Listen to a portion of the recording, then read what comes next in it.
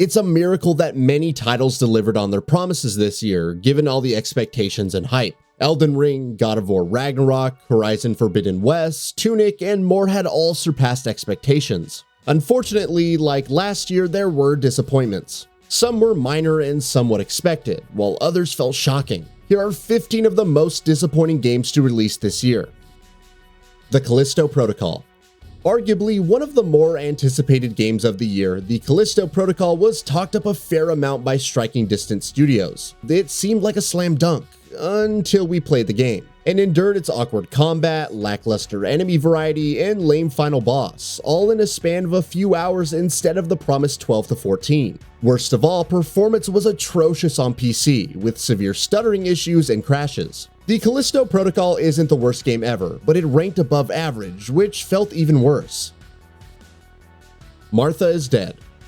LKA's psychological horror looked special, and the setting of a German-occupied Italy during World War II could have presented something unique. Sadly, things fall apart after the opening, with the middle act suffering in pacing due to lots of meandering and wandering. Some controls don't feel great, and the camera system also feels too complex for the amount used. Also, despite the handful of gruesome scenes, the real horror is reserved for the beginning and the end. Again, great ideas and an interesting setting with disturbing material, but the mishmash of other ideas and story elements stole the experience.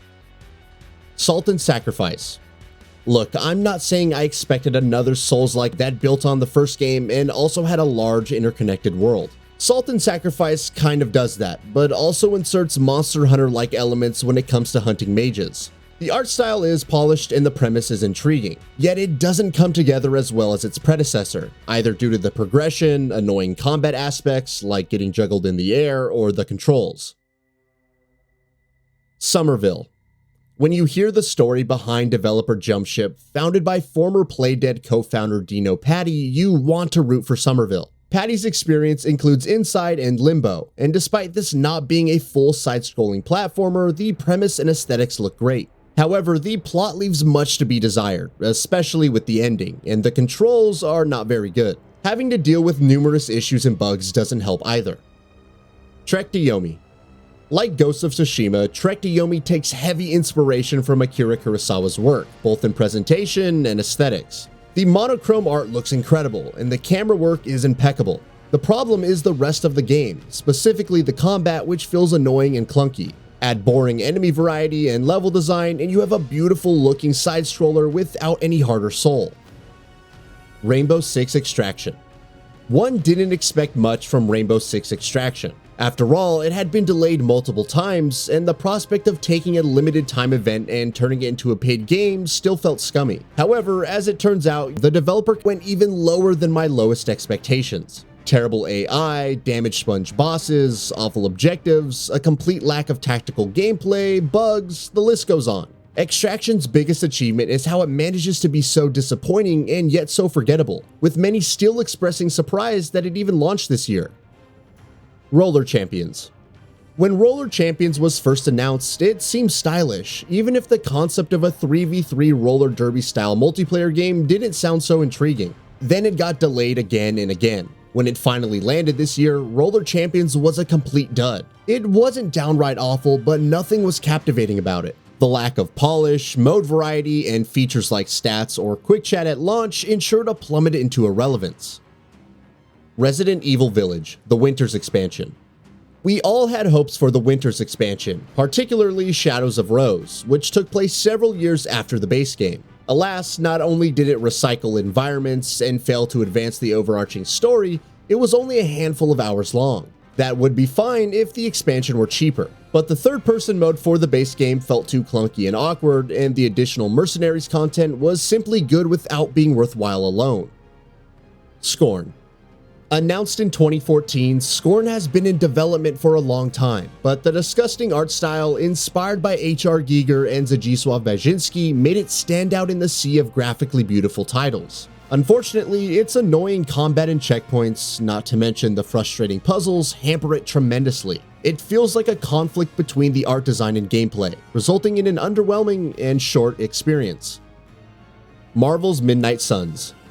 Weird as it sounds, I always felt there was something off about Marvel's Midnight Suns. This is even after all the gameplay streams showcased the myriad of tactics available. On release, it revealed some pretty terrible writing, not to mention an excessive amount of padding and grinding for something as simple as card rerolls. The combat was still decent, but performance issues and shabby visual quality held it back.